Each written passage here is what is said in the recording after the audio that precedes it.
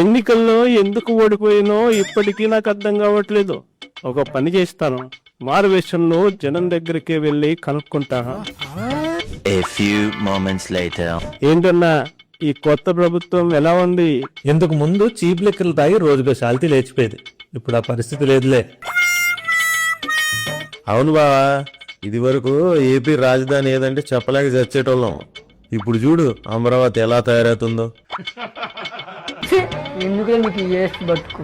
నా పెన్షన్ 1000 రూపాయలు పెంచడానికి జగన్కి 5 ఏళ్లు పట్టింది. కూటమి ప్రభుత్వం అధికారంలోకి రాగానే వేయించింది. మానవత్వం ఉందా, బుద్ధి ఉందా, బుర్ర ఉందా? మనకి రోడ్లు వచ్చాయి, రాష్ట్రానికి పెట్టుబడులు వస్తున్నాయి, అందరం ఆనందంగా ఉన్నాం. ఒక్కడు తప్ప. అరే ఇక్కడెక్కడో ఏదో కాలుతున్న వాసన వస్తుంది, పదండి పదండి చూద్దాం.